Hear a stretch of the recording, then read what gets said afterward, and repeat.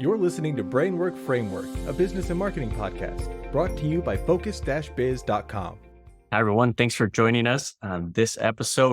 With me today is a serial entrepreneur. His years and years of experience in marketing, audio, visual, firefighting. I mean, this guy has done it all before, and we're so excited to have him on today. With me is Leland Best. Leland, thanks so much for joining us today. Hey, Chris, how's it going? Nice Wonderful. to be here. Great to have you here. Great to see you, man. It has been just a pleasure working alongside of you and sharing some of our marketing business tips and tricks over the past few months here. And I just wanted to have this opportunity to showcase you to other businesses, other entrepreneurs, to share your journey about what you're doing. But I think they'd want to know where it all started. How did you get into everything that you do today? Take me back. Well, it goes back quite a ways. Myself being what you call a serial entrepreneur is kind of to say that I've always wanted to do things my own way. What that means is I was an employee for several years of my life. I started off in lots of different places. I started my first job when I was 12, and that was at a shooting range known as the Bald Mountain Recreational Area in Lake Orion. And it was one of those places where I never really expected to get a job, but I showed up and I got the job, and it told me right away, hey, this could be cool. I'm making money. I'm 12 years old. So that was the start. Obviously, I worked several jobs. I went through the same rigmarole everybody else did, maybe cooking, landscaping, mowing lawns, all that kind of stuff. But I think when I got to high school, I discovered more of my talents. I knew I was good at art. I knew I was good at math. I graduated with an Accounting Student of the Year award, which I didn't even expect to get. And as a matter of fact, I still have the pen to this day. This is a cross pen that has my name on it. I don't know if you can see that. And it says Lee 1984, because that was my nickname at the time. Nice. And still is for a lot of people. They know me by Lee. I've had this pen for like 40 years. And I still use it. I use it almost all the time. That's a high quality pen and everything. It is. It's it lasted through the test of time. So when I left there, I actually started working for an accountant. I got a job as a public accountant's assistant because I had the qualifications as an accountant. And we did a lot of books for the Detroit Lions, a lot of small mom and pop businesses. Unfortunate to say, the gentleman I worked for had the birthday the same day as me. He was one of the only people that I know of that had the same birthday as myself, except for Robert Redford. And that was cool to have the same birthday as Robert Redford. But it was the fact that he passed of cancer not long after I met him, which was like a year into knowing him. He was exactly twice my age at the time. He was 38 and I was 19. He died at the age of 40 of a cancer that attacked his legs just all of a sudden, and he was gone. And I was like, man, I used to compete with like keyboarding back and forth with this guy to see who could solve math problems the fastest. Well, I left there, got over to GM in a disbursement analyst position where I was spending about $5 million of GM's money a month on design invoices for design shops, engineering design shops. And one in particular was Hotel Whiting from the UK. They sent over a chartered accountant to visit with me at my desk. Happened to be a place I met Randy Logan, who was a wide receiver for the Philadelphia Eagles, won a Super Bowl ring back in the day. He was working for EDS post-retire. He retired from football, and I just happened to meet him like 3 desks away from me. Wow. So we were hanging out. That's where I met my first wife. She was running the cafeteria upstairs, and I was doing disbursements, paying out way too much money. So they didn't like that. I got in a motorcycle accident in 1985 that threw me for a loop, threw me over a Lincoln Continental. And in that process, while I was recovering, GM fired me as a contract employee because I was just like a part and parcel, check in, check out kind of employee. Well, that made me realize I've either got to get a real job, which is, find a career. And that's where it started. I went from making, like at the time, this is in the 80s, remember? I was making $750 an hour doing accounting. And the next job I took after my injury was literally running blueprints at an engineering firm for $4.10 an hour. Wow. That was all we could make. And so I ran blueprints, and I became what I classified myself as was a reproductions technician. I made my own business cards for the firm because they didn't have any for me. I ran several different machines. I ran this blueprint machine. I ran a layering. It was what was called a pin bar machine, where back in the time before CAD, we had to take sheets of Mylar, 24 by 36 inch sheets of Mylar, and layer them like the road, because this was a civil engineering firm. So we did road work, paving, parking lots, sewers, underground, building structures, all that kind of stuff. So you'd layer the roads and the utilities and all that. So it became a process, and I just kind of made it a thing, and we Mhm. used it all the time. So once I got from there, I was like, man, I want to draft. I want to draw. I want to do this stuff. I've been drawing. I like drawing. Get me on the board. So they finally got me on the board. I became a civil engineer's tech, basically a designer by trade, and moved my way up the ranks to the senior tech positions. And around 1995, a friend of mine who was an engineer in civil decided to go out on his own. And he was on his own for about 6 months. And he called me and said, dude, I need you to come help. So can you come help? Like, at that time, I'm making like $18 an hour working for an engineering firm, full benefits and everything, married. I believe I just had a child. 1994 was my first son was born. And so I'm like, yeah, sure. I'll just jump ship and come work for you. Well, how's 25 an hour to start? I'm like, sure, I'll be right over. It was kind of a no brainer.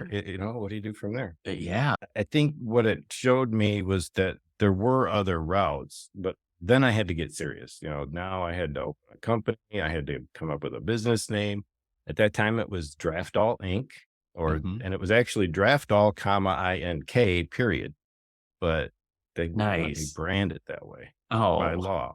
I couldn't do the INK period by law because it was too close to an incorporation viewpoint wow. for branding. So they said, nope, can't use that brand. It's like, so it was just 3 words, Draftall Inc.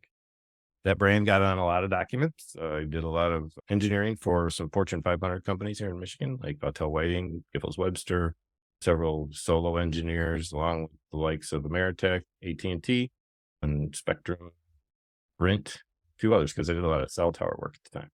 Okay, nice. And I think over the years, I did that for my own for 15 years outside of the fact that I was already in the business since 1986. So, take that forward as far as you want. I went through a couple divorces in the process. My first divorce caused me to go back to work because I couldn't uphold the support figures, honestly, to be honest with you. I needed to find solid, consistent work. Mhm. So I went back to working for an engineering firm in Saginaw, and they paid about what I was making back before I went on my own. And Mhm. so that was disgruntling. It was, Absolutely. You get a taste of that freedom, that independence, entrepreneurship, and then you're like, man, back to the 9 to 5. It's not always the direction we want to go to, but it was what you needed to do. that's what opened my eyes to the whole principle of working on your own and where it really takes you. Not that I didn't know it already. It was just going back to work was it was like a kick in the, what, Mhm. to think that I didn't give up. It wasn't like I had to give up. It was just, I was limited in my resources at the time. I didn't have much to go on, and I just needed to rebuild my resources. So Mhm. that gave me the opportunity to do that. You did what you had to do for the time. And to get back into that took me, it wasn't until I was doing okay on my own. I divorced in 2005 for my second divorce. That was because that one didn't last very long. Sorry to say. We don't need to discuss that. That's just an ugly 4 years of my life. I don't ever need to talk about it again. Fast forward So, those 4 years. yes, let's go past that. So around 2005, 2006, I decided I got on my own again, and I decided it was time to, start ramping things up and make something of it. Mhm. I still had the CAD business, but it wasn't really what I was intending on doing because 2008 was what made it the worst. The market crashed, housing went under, and that was our primary source of income was through housing development. That's what we Mhm. did. We did subdivision plats. We did, site condos. We did commercial developments, and all that stuff was just crashing hard with the mortgages going under. So we had to skate for a while on unemployment benefits, to be honest. And Mhm. that helped us to try and re-engineer where we were going next. Mhm. I got married in 2008. So it was kind of that It was a flip from everything was going terrible to, wow, I found the woman of my dreams. I'm going to get married all at the same time.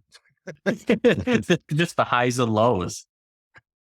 That helped a lot though. And, at the time I was still working as a fireman. You mentioned my fire department skills, you might say. I actually went into the fire department academy the year of 9/11. It was that August that I had signed up for the academy, not knowing what was about to happen in New York. And I think some people, that may have signed up definitely walked away right after that happened because they were like, oh, hell no, I'm not having that happen to me. But I think it gave me even more gumption to just say, no, I'm totally all in on this. So I went into the full, academy, did a lot of extra training outside of that, like wildfires, airport training. I actually learned how to burn down, 747s. That's pretty cool stuff. Wow. Other than that, it was a part-time type position for me anyway. I was always on call, but I was certainly on a lot of calls that changed my life, just watching, what people go through or what you see behind the scenes of a scene. We had a lot of wild scenes there. So one in particular I can mention, it was a really enlightening experience for all of us because we were called out to a vehicle under a semi is what we were told. And we were like, oh, great, this is going to be lovely. Well, we arrived on scene to see a crushed pop can of a vehicle, not under the full size and weight of a semi, but the semi was parked in front of it, which was to say it probably drove over top of the car. Oh, and so we're thinking this is not going to be pretty, guys. Let's get over there. And we got over there. The roof was completely collapsed into the car. And by the time one of us went to touch the vehicle, we heard, hey, can you guys get me out of here? We're like, what? He's like, yeah, I think I broke my foot. Can you guys get me out of here? Like, dude, if that's all you broke, we'll be happy to get you out of there. So right. Like, we had to cut the roof of the vehicle off. All 4 pillars had to come out. But it was one of those scenes where you think the worst is about to happen. And yet here, out of some miracle, that the car had tried to stay. He was in the left lane and the big truck had come over into the left lane and literally crushed him up against the barrier wall and drove over top of him. Wow. So for someone to live from that experience, it's like, how did you do that? Yeah. You were going in there car. expecting the worst. And here he is just having a great attitude about it. Like it's a broken foot. Can you get me out of here? Wow. And he was trapped. He was trapped under the steering wheel. His foot was smashed into the firewall of the vehicle. So that's where his foot got caught. He didn't realize how bad his foot was actually injured, but it was because he couldn't feel it. Wow. So we had to cut him out, drag him out on a backboard and get him into the ambulance. But yeah. And, I've seen scenes of death as well in that situation, which we don't like to talk about, but it does happen.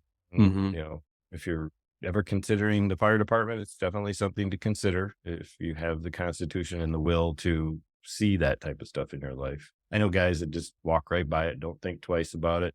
They're career vets. They do it for their family and for their father and their grandfather and everybody else that went before them. But it's a tough crew. It really is a tough crew. Absolutely. And it's not for everyone. It really takes someone really special, someone hardened with both, physically and mentally to be able to go into those situations and not even think twice about what they're getting themselves into. It's incredible. We always say most people run away from burning buildings. We're the kind of guys that go run into them. It's true, though. It's true. So you went from fighting fires literally, and I'm sure you fight fires on a daily, weekly basis from everything that you do now, from business and marketing, audio, visual. And that's only 30 years ago up until 10 years ago. You have even more experience that you got into live broadcasting. Yeah. Everything. I can go on for miles, honestly. I've got so many hats in the closet over here that I pull out on a regular. Yeah, there was a little interim in there too, that when I went from Saginaw to Kalamazoo, I've been in Michigan all my life. I've never really left the state to live anywhere but Michigan. I've been primarily located in like the Oakland County, Saginaw County regions, which when you're in Michigan, this is where you live. Okay. You don't tell people or point to a map. You just point to your hand. Yeah. Originally I grew up down here. Well, I was born over here. I grew up down here. I lived up here near the bay. And now I live somewhere right about here in the middle of the state between Clinton and Lansing. which is the capital. We're at the county seat, which is like the big county building with all the police, sheriff, locals, everybody's here right in our town, block away. And that's the river you see behind me is the Shiawassee River that I announce every time I do a broadcast at Best Live TV. Best Live TV was born out of a grassroots effort that started back in 2012. And it was primarily a means for me to provide solutions to live stream broadcasters or online broadcasters at the time who were learning how to hang out. Let's call it hang out on air, because it was actually a Google product that was known by that name that started it all. And that was when you had to wait a minute, a full 60 seconds at least, to get a response from the other end of the feed when you said something. If you said, hello, this is Leland Best coming to you from Best Live TV along the Shiawassee River, it would be like, check your watch, sip your coffee. Did you guys get that yet? It's like those news broadcasts where they're like constantly, Yes, exactly. and then a long delay. Oh, yes, of course. And then you start seeing the chat coming up in the feed where it's like, yeah, one for type of one if you can hear me is what it used to be. So all these ones would go flying up in the chat and you'd be like, okay, good. You can hear me. I will proceed. It should be Because you coming here never shortly. knew. You never knew if the feed was actually working not right, or if the video was scratched, or if the audio was crap or anything. So it was like, you had to get a confirmation first. Now it's real time. Everything we do is now in real time live. And we premiere most of our product delivery based on live events. If you've noticed, I don't know if you've noticed the shirt that I'm wearing, this is the Pro or Professional Referees Organization. I've done only one broadcast for them, but that's at a level that is conducive to the World Soccer Organization. So this is basically next tier down of all the referees that get together and do their annual gig to go over all their playbook stuff. I've done several other events for a lot of C-level corporation stuff for medical events. I've also done, the largest event I've done was in Vienna, Austria, here remote. We had 10,000 people in attendance for that event, 400 of which had to be brought in on live feeds through Zoom. And that meant 4 of us as technical directors, which is my premier role here at Best Live TV, was to handle all of the incoming feeds of those 400 guests that were going to be walking in and out on the scene for this large medical conference. It was I believe it was a X-ray technology conference of some sort, radiologist conference. So there's a lot of radiologists in the world. Let's just put that. That was a really cool presentation. And I've done stuff for neurology departments. I got to premiere Robin's Wish, which was a movie presented by his wife recently. I had the pleasure of meeting his widow in person as the technical director on that production. So we got to sit behind the scenes and discuss how Robin passed. And if you haven't seen Robin's Wish, go take a look at that movie. It should be available publicly now. It was being presented privately for a period of time at neurology conferences for people to really understand what happened to Robin. And his Lewy body dementia is what he actually died from. Wow. I recommend everybody to watch that movie. It's a fantastic movie. It's a documentary based, of course. So most of my stuff revolves around that. I've been the technical director 2 years in a row, 2020 and 2021, for the Public Health Institute's both National Overdose Crisis Event and Opioid Crisis Event, which tends to have about a 500 count attendance and usually around 100 doctors, physicians, lawyers, judges. This is like the entire gamut of the health, wellness, all the law that relates to the criminal end of drug abuse, which is something, a lot of people don't understand. I can touch on the fact that I understand it fully. I was a severe closet crack addict for 3 years back about 2008, just about the time I married my third wife. So that was something that I had to come clean on a couple of years after our marriage because I wasn't ready to at the time. So I understand fully what drug addicts go through. So to be involved in that event was really like a highlight for me, to be able to give back, to some of those people that I know struggle with abuse and dealing with drug situations like that. So definitely a cool place to be. Oh yeah. To see what they were doing at the time. The doctors now realize they caused most of this crisis themselves. They were basically prescribing opioids at a rate that was phenomenally out of character, and it should have never been handled the way it was. And now they're trying to backpedal and fix the situation they created. Now, whether they'll be able to do it the way they'd like to or not is another story. But thanks to our efforts in putting forth the events that we did manage to get people like NIH and other higher institutions to come down to the Public Health Institute level and start actually contributing to that cause. We hope that'll make a difference. Wow, that's crazy. What a great opportunity. And just that you're willing to be so open and transparent about your past, your history, what you've gone through, how you've helped others. I mean, it's I'm an incredible. open book. I never have anything to hide. It's one of those things where when you are under scrutiny through the legal system, when you go through divorce, especially, that's the discovery process of divorce is enough to make you realize people who are really, really concerned about their privacy are normally people who have a lot to hide. I hate to Ah, say it. I'm not saying that in a negative way. I'm just trying to say that if you feel your privacy is in jeopardy, you're missing the mark because your privacy was jeopardized a long time ago. You mhm. don't have much privacy in this world anymore with the types and accounts that you have online, the social media accounts, the camera placements throughout the world. You really don't have much of that anymore. So I just tend to try to get people to let that go. Yeah. No, that makes sense. And at the rate that technology is advancing, just there's this log and history book of your life on social media, some for the goods, some for the worse. I mean, imagine, imagine the embarrassing things that you post out of just an emotional spurt or anything really that, wow, that's documented and there for anybody to see now. So you're right. We don't have a lot of privacy nowadays anymore. We have to be careful too, though, Hmm. because libel and slander are very, very detrimental to the person who gets caught up in it.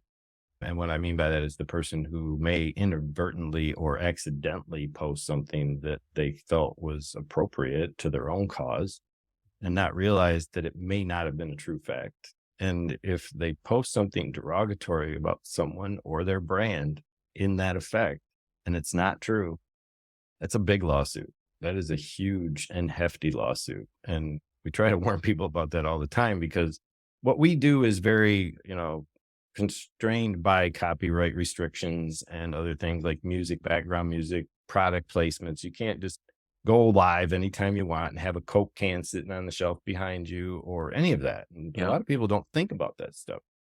Same with music playing in the background. I mean, your feed will get shut off in 10 seconds if you come out with, Aerosmith playing in the background feed because they just won't allow that. Now, TikTok, totally different story. They have a lot of licensing for music that's allowed in their system, that's already in their system. Why Facebook and YouTube didn't do this years ago, I don't know why, Yeah. because they missed the mark there. And that's why they're trying to get TikTok removed from the US. I'll tell you, I don't care what anybody says about TikTok. It is one of the fastest growing apps on the planet. It's one of the funnest apps to be on. There is no way that China, they're going to find out just as much about you logging into your Facebook page as they're going to find out about you on TikTok. I agree.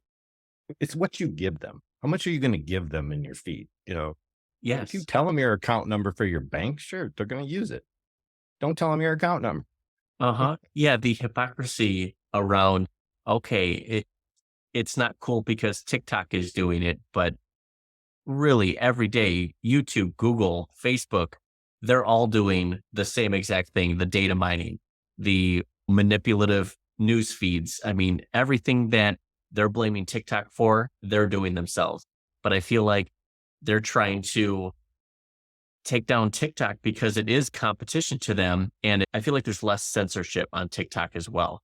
Like they have trouble controlling the narrative on TikTok versus any other Actually, platform. the government had the same lead into TikTok as they did to Facebook and Twitter. So, and that's been proven. There were just Really? as many, there were just as many posts taken down from government request to TikTok as there were the same relationship that you see on Facebook and Twitter coming to the public now. I guess that's not surprising either. What there is an issue with TikTok is that the content that isn't being classified as misinformation is one thing that is getting by the censorship. And whether or not it's misinformation is not, that shouldn't be an issue. We should be able to decide for ourselves based on our own research whether we believe the information we're seeing or not. That's what freedom of speech is really all about, not having the government come back and tell us we have to follow their guideline as to what we're supposed to see, know, do, or learn. That's what we're fighting here at Best Live TV. Being that we're a grassroots broadcasting station, we don't have the constraints of network television. So we have the ability to broadcast anywhere on the planet, from any location on the planet. And it just kind of gives us a little bit of carte blanche when it comes to what we want to say and how we want to present it. So we're not restricted. That's why having YouTube is great, but we're all discovering having our own real estate and being able to store our content in something that we actually own, our own domain, our own video hosting, whatever it might be. That's what's going to give us the flexibility to remain at a pace and level with any of the network broadcasters. Because we're seeing a huge shift. If you haven't noticed, there's like 69 million viewers on network television anymore, and there's almost 250 million on YouTube. That's 2/3 of the nation or more. 3/4 of the nation almost are watching YouTube over network television, which was not the case 10 years, 15, 20 years. No. And I see a lot of the network television anchors and hosts trying to replicate what people on YouTube are doing. Like when you saw this big influx of independent journalists, just people saying, I'm doing some research, I'm going to present these during facts. COVID. Here's what's going on. Absolutely. And all of a sudden I see news anchors are doing like these sort of whiteboard YouTube videos. And it's like, it's not the whiteboard that people cared about. It's the content and the information. I mean, dude, I've been around only 25 more years maybe than you have. And what I'm seeing in this world today, these past 3 years, is honestly the most mind-boggling bunch of bullshit that I've ever seen happen on this planet. And we caught on to it early, thankfully. I think if you didn't have critical thinking skills, it was very difficult because you're following the masses, and that's just how you were raised. That's how you were taught. That's what you learned, the way you continue.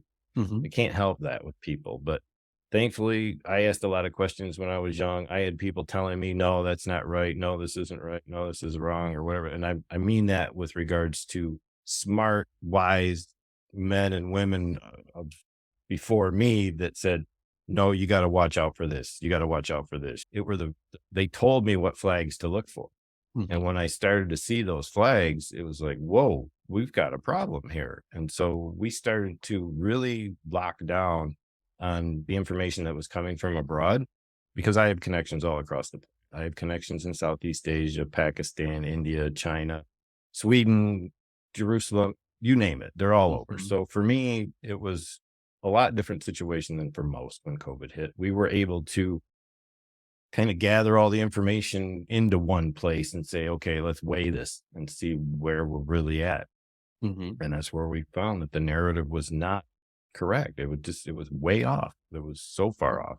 It just kept getting worse and worse and worse. So we fought back through the whole process. Yeah. Speaking of the changes and the just switches in all technology and new advancements, just recently, what was that, 6 months ago, we had Chat GPT and Midjourney kind of just throw us into this crazy technology boom that is either you get with it or you get left behind. And we're all trying to figure out, is this a piece of technology that is going to really help us?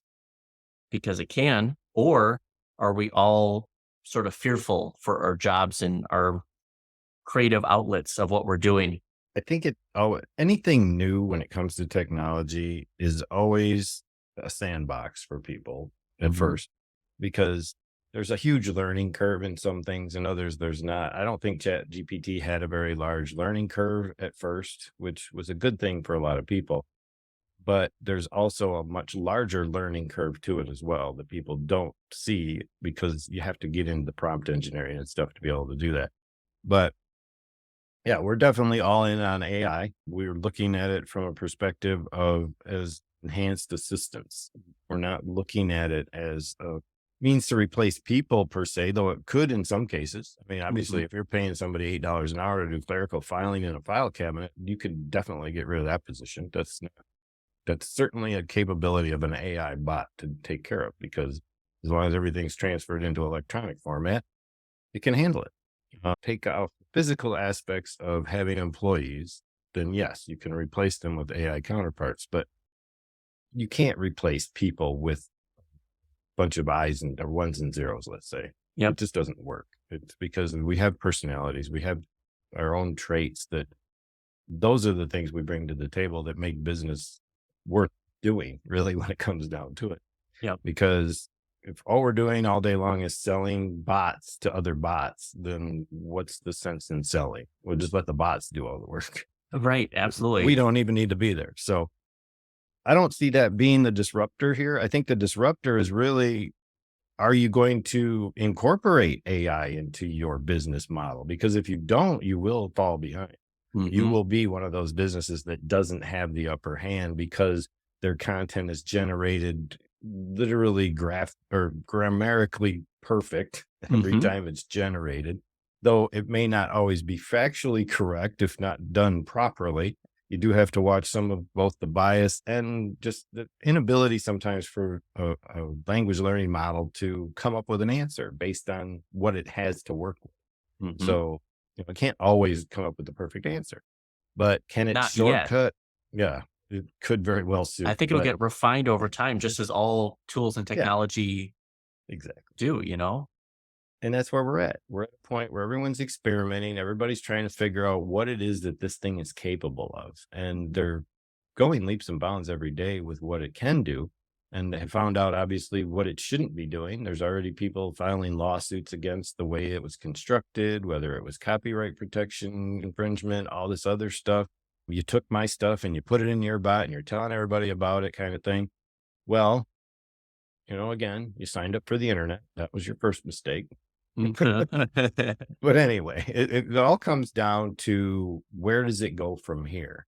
Mhm. And it's only going to continue to advance. And if you're just going to poo poo AI as like it's just another fad or a craze, it's not. It's the automation of the future. It's what's going to run those things that we all dream about, or where the things run themselves and the things take this and do that. And we've been working our way toward that for a long time.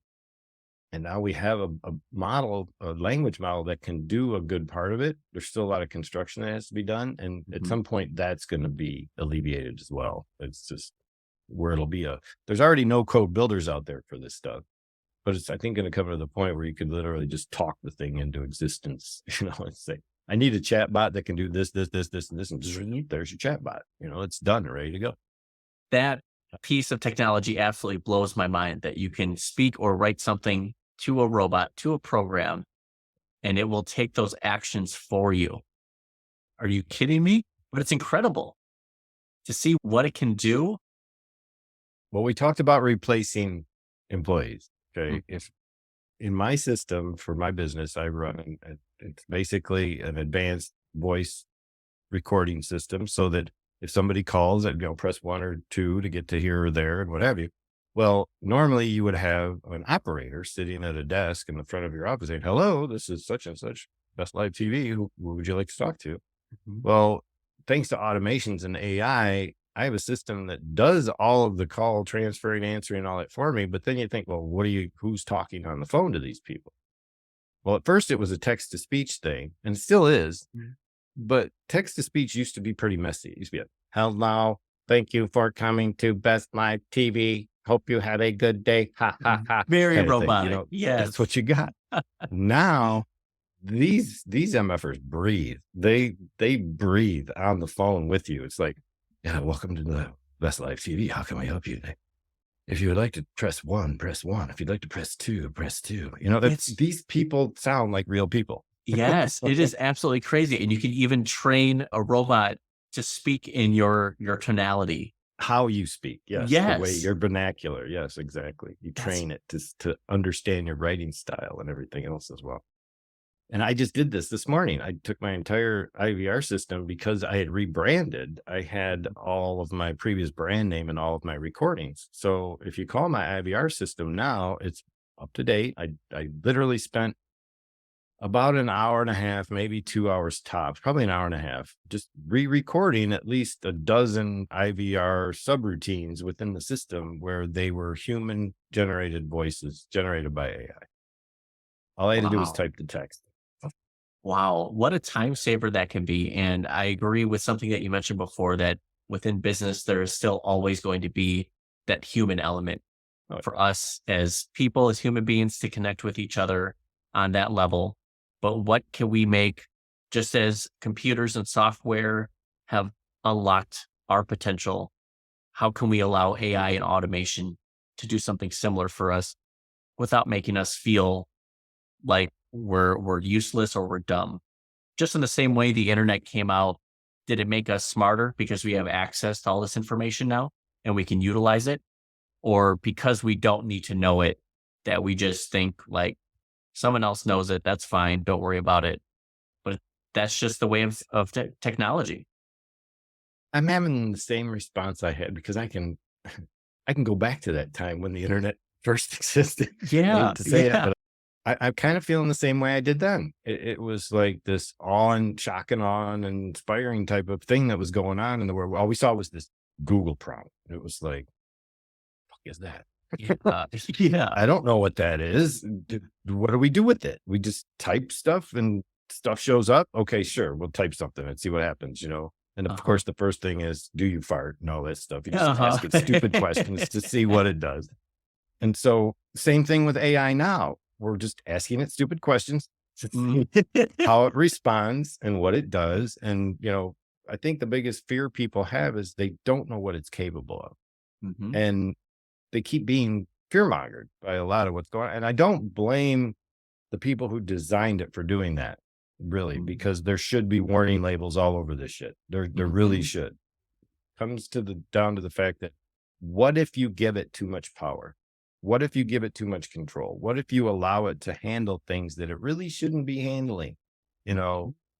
First thoughts, just minor stuff, fire suppression systems, alarm systems, okay, nuclear warheads, all that kind of shit.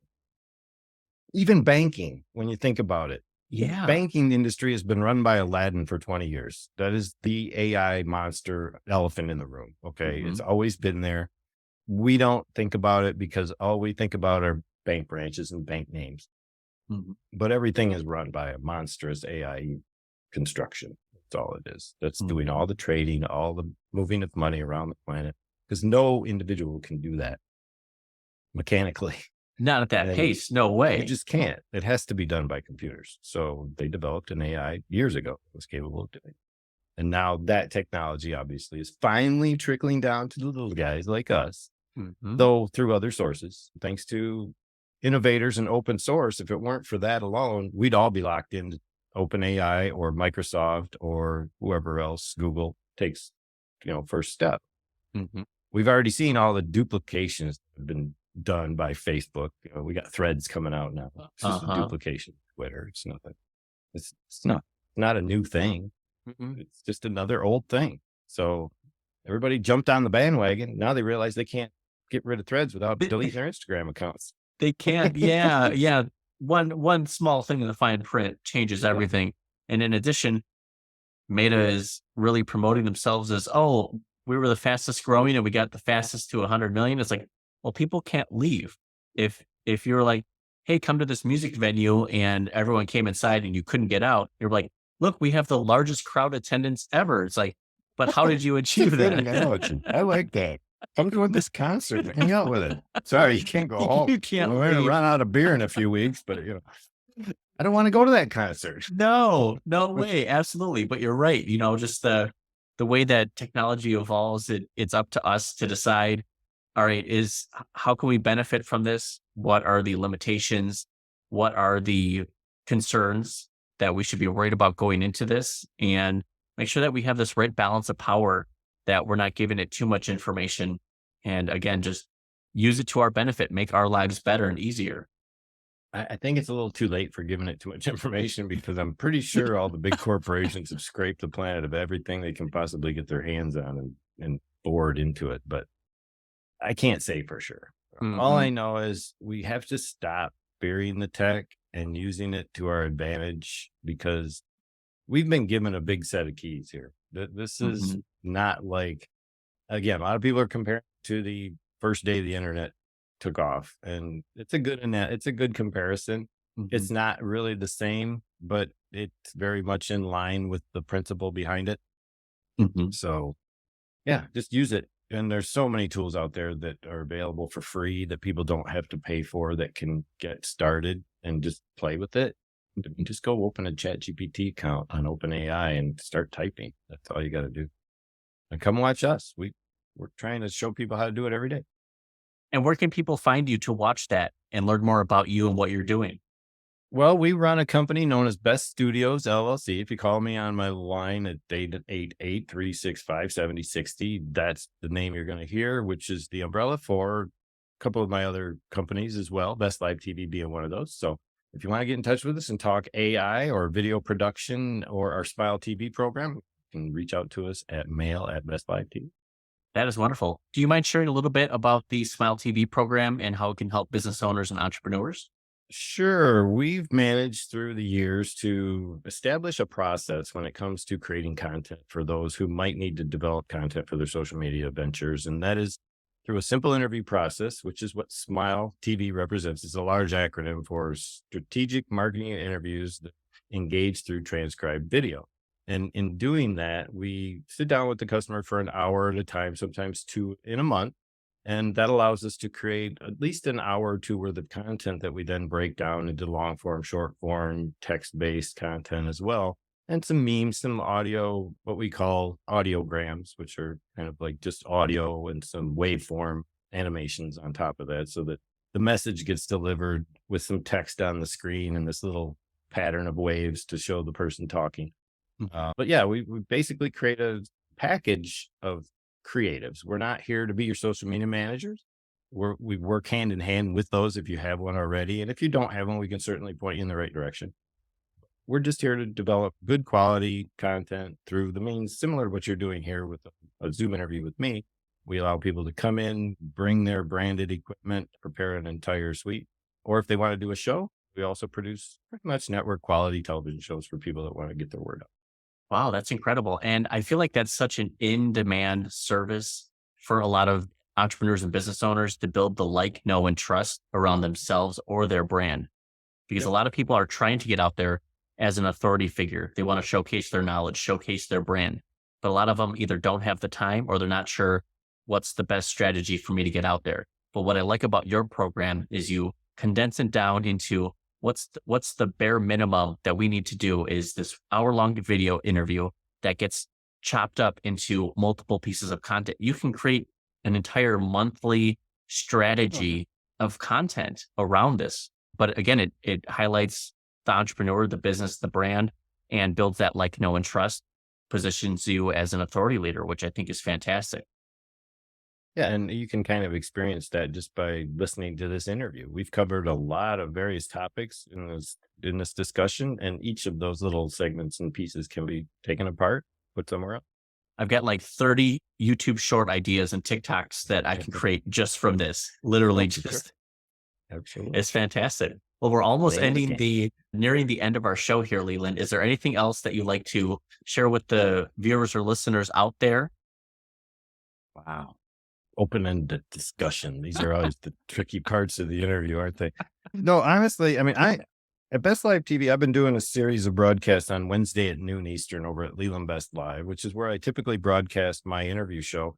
And we've been handling a series of broadcasts for the last 10 episodes now, I think, called What's Your Problem? And what we're doing is I'm allowing my network, which is probably all told over 10,000, which isn't a lot for when you consider subscribers, but that's not the case. Is that most of my followers are worldwide. So I have people that are professionals in a lot of different areas, and I'm allowing them on their word to help others in my network. If they have a problem, we bring it to the table, we draw it out, we see what it's all about, and then we put it on air so that if there's somebody out there that might be able to help or answer that question or 2, 3 that the people have during the broadcast. If I can't solve it, maybe someone else can. So we're going to continue we'll continue that series for a little bit and see how it does. We haven't had a lot of feedback from it, but we hope to in the near future. If we just keep it going, maybe people will catch on to it and it'll roll with the punches. Who knows? That's fantastic. That's wonderful. And where can people find the What's Your Problem live video podcast you do? We are going through the process of updating a lot of stuff with the rebranding that we've gone through. So honestly, the best place to probably find me right now is at Leland Best Live, both on Facebook and YouTube. But we will be moving a lot of the content from the Leland Best Live interviews, I suspect, over to Best Live TV 1, which is at YouTube.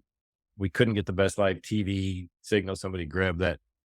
I think it was like 18 years ago and never used the account and is starting to use it again. It's some Japanese guy that's doing game videos or something on Best Live TV. So Best Live TV 1 over at YouTube, but we will be posting. That's a brand new site. We just put our intro, outro trailers up there. So that's all the video content that's on that page right now. We will be adding a lot of viral content from the internet, just stuff that we haven't produced ourselves that we think others might want to see.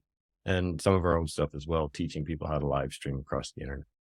That's great. Wonderful. Leland, thank you so much for joining me. For anyone out there interested in learning more about technology, tools, AI, automation, audio, visual, Leland is your guy.